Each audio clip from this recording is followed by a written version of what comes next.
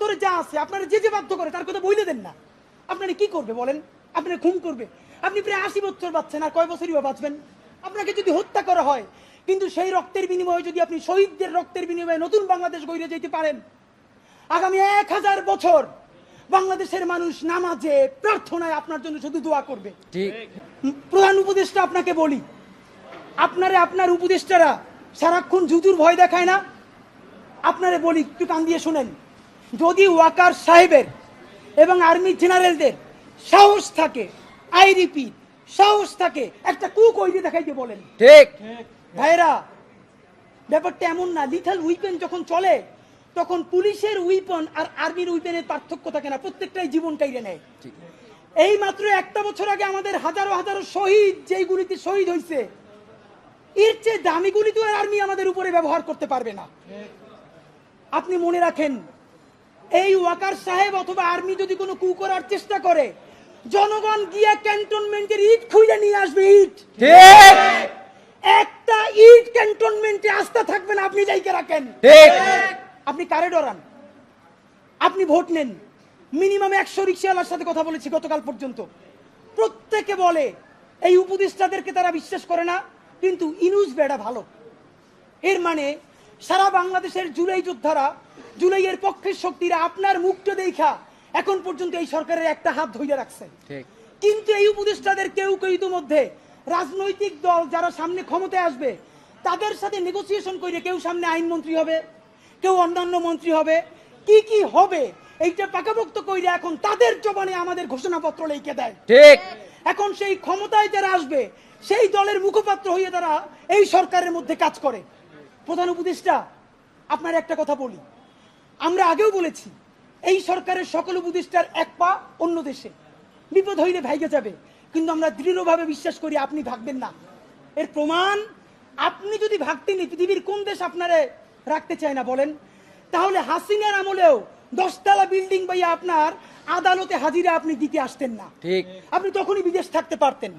আপনি এই দেশে থাকতে চান বলেই আপনি আসছেন, আমরা বিশ্বাস করতে চাই। মাননীয় প্রধান উপদেষ্টা, আপনি বাঁচবেন কয়দিন বলেন? আপনার এত বয়স হয়েছে, বাংলাদেশের গড়ায় উঠছে প্রায় 20 বছর বেশি পাচ্ছেন। আপনার অন্তরে যা আছে আপনারা যে যে বাধ্য করে তার কথা বইলে দেন না। আপনারা কি করবে বলেন? আপনারা খুন করবে? আপনি প্রায় 80 বছর বাঁচছেন, আর কয় বছরই বা বাঁচবেন? আপনি কি করে? আপনাকে যদি হত্যা করা হয়, কিন্তু সেই রক্তের বিনিময়ে যদি আপনি শহীদদের রক্তের বিনিময়ে নতুন বাংলাদেশ গড়ে যেতে পারেন, আগামী 1000 বছর বাংলাদেশের মানুষ নামাজে প্রার্থনায় আপনার জন্য শুধু দোয়া করবে। ঠিক। বুড়ো মানুষটা থেকে শুরু করে শিশু, আপনার বক্তৃতা শুনে মাননীয় উপদেষ্টা কতক্ষণ জানেন? যতক্ষণ আপনি জুলাইয়ের জবানে কথা বলেন। কিন্তু যেই রাজনৈতিক দলের কাছে কোন ধরনের সংস্কার ছাড়া আপনি নির্বাচনের কথা বলতেছেন, আপনি কি কি বলছেন আপনারা একটু পড়িয়া শুনাই। আপনার ঘোষণাপত্র থেকে অল্প কয়েক জায়গা মার্ক করে নিয়ে আসছে মাননীয় প্রধান উপদেষ্টা। আপনি বলছেন যে সামনের নির্বাচনে, এবারের নির্বাচন যেন আনন্দ উৎসবের দিক থেকে, শান্তি শৃঙ্খলার দিক থেকে, ভোটার উপস্থিতির দিক থেকে, সৌহার্দ্য আন্তরিকতার দিক থেকে দেশের ইতিহাসে স্মরণীয় হয়ে থাকে, এই সকল আয়োজন করা হবে। মাননীয় প্রধান উপদেষ্টা, 6 মাস বাকি আছে।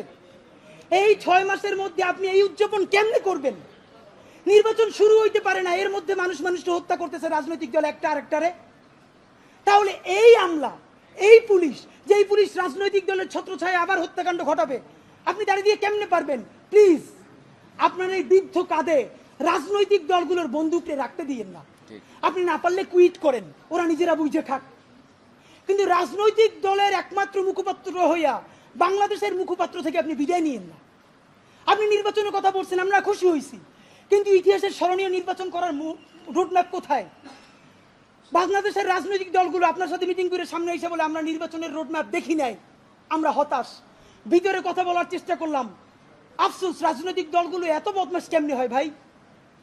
ভিতরে তারা একটা বারো ভালো করে কোনো রাজনৈতিক তারা নির্বাচনের ম্যাপ দেয় না। প্রধান উপদেষ্টারে তারা গিয়ে বলে বড় দলগুলা, ওই পেট্রো বাংলার চেয়ারম্যানটা কিন্তু আমাদের লাগবে, অমুক বিশ্ববিদ্যালয়ের ভিসি কিন্তু আমাদের লাগবে, স্বরাষ্ট্র আর জনপ্রশাসন মন্ত্রণালয়ের সচিবটা কিন্তু আমাদের লাগবে।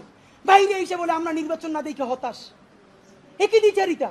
তা আপনার প্রতি অনুরোধ, এই যে আপনারে বাহিরে এসে বলে যে আপনি নির্বাচন দেন না, আপনি কেন প্রেস মিট করে বলেন না বিএনপি আমার পেট্রো বাংলা চাই, জামাত আমার স্বরাষ্ট্রমন্ত্রী চাই, এনসিপি আমার কাছে জনপ্রশাসন চাই, বইলে দেন। ধরেন আপনি বইলে দিচ্ছেন, করবে কি? মারবে। আপনি তো এমনি একদিন মরে যাবেন, আজীবন বাঁচবেন। আপনি বইলে দেন না, ওদের নেইতে কইলে দেন। রাজনৈতিক শক্তির আমরা পক্ষে, কিন্তু রাজনৈতিক দলের নামে নিপীড়নের পক্ষে আমরা নয়। ঠিক।